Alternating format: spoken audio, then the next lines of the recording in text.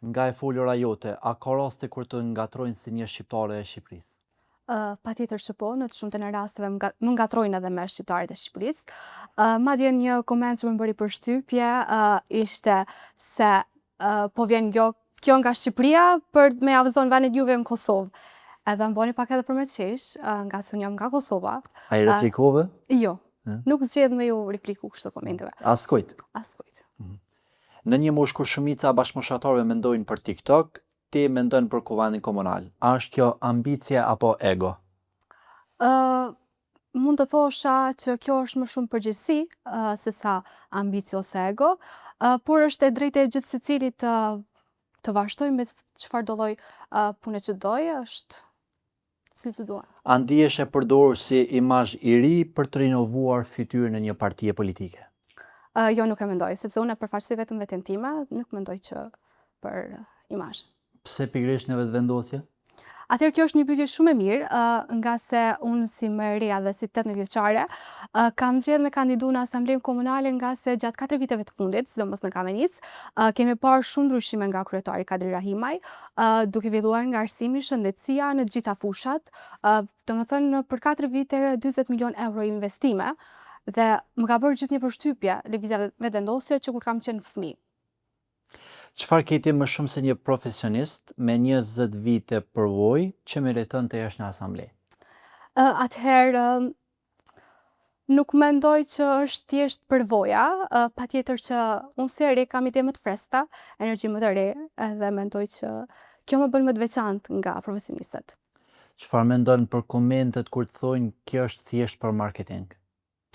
Po e thash, është e drejtë e gjithë secilit të gjykojë, nuk e marr shumë personale, nga se e di që nuk mund t'u pëlqejnë të gjithëve, as mund nuk më pëlqejnë të gjithë, edhe kështu që është mendimi i gjithë secilit.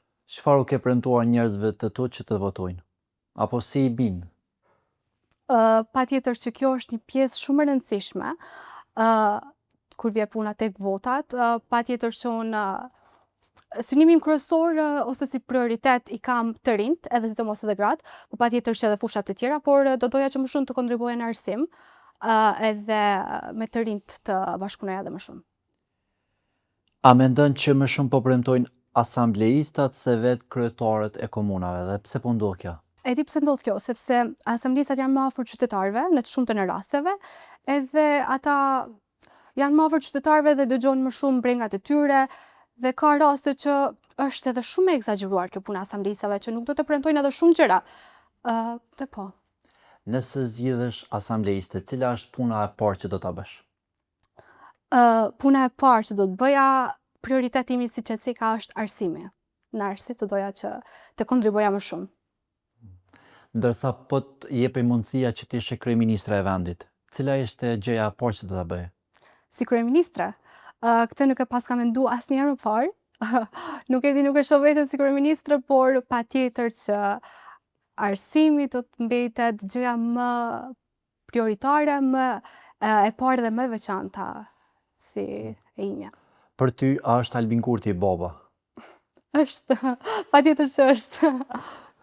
A mendon që vërtet Albin Kurti e ka çliruar Veriun? Veriu patjetër që mbetet një sfidë kombëtare, por Albin Kurti patjetër që e ka çliruar duke si hap kryesor është edhe ura, hapja e urës. Patjetër që po.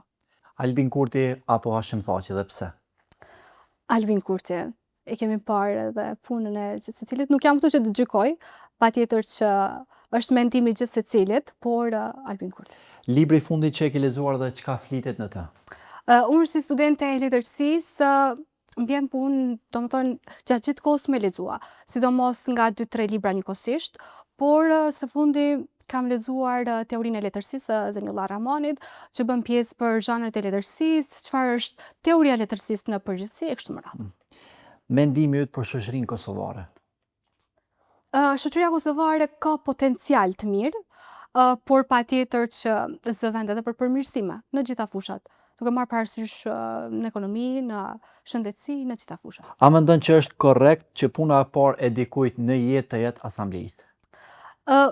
Patjetër që po. Domethënë gjithë secili zgjedh të punojë edhe punë të ndryshme, por kjo varet edhe se sa çfarë dëshire ka, a e ka vullnetin që me vazhdu me punu si asambleiste, në qoftë se ka prirje, në qoftë se ka vullnet edhe dëshirë për me vazhdu, pse jo.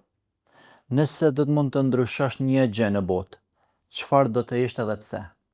Një gjë që do doja të ndryshoj në botë, ndoshta do të ishte paparazia. Duke filluar paparazinë në ekonomi, në shëndetësi, në të gjitha fushat. Kjo është një gjë që më prek goxha shumë. Si e përkufizon suksesin dhe a ndryshon kjo me kalimin e kohës? Tek suksesi, do të thoja që për mua sukses është të ndikosh pozitivisht në jetën e dikujt. Dhe kur e kupton që suksesin arrin ta fitosh edhe duke ndihmuar edhe tjetrin, jo vetëm për veten tënde. A beson më shumë te intuita apo te arsyetimi dhe pse? Unë besoj tek balanci midis të dyave, por më shumë jam tek intuita, nga se intuita e grave është shumë e fortë. Ku mendon që shkon një mendim që harrohet? Atëherë, një mendim që harrohet, mendoj që nuk zhduket plotësisht, por është sikur ruaj diku, është si një fletë e mbyllur që mund të hapet prap kur do ta hapësh. Cili është një gabim që ke bërë dhe çfarë të ka mësuar ai? Ne si njerëz bëjmë gabime shumë, pothuajse në të shumtën e rasteve, por një gjë më e rëndësishme është të mësojmë prej tyre. Një gabim që kam bërë është ndoshta një mendim i shpejtë edhe i nxituar që kam marrë, por që më pas kam mësuar prej tij që të marr frymë dhe ta mendoj më mirë dhe më pas të veproj. Sipas teje, kush është personaliteti më i madh i të gjitha kohërave?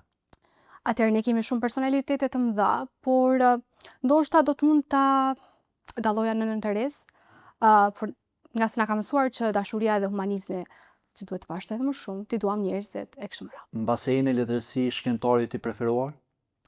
Unë jam shumë tek shkrimtarët shqiptar, por një shkrimtar që më ka bërë më shumë ti përshtypje, kur kam qenë në klasën 11, ka qenë Jakov Zoza me romanin Lumi i vdekur, që ende edhe sot e lexoj dhe më pëlqen shumë.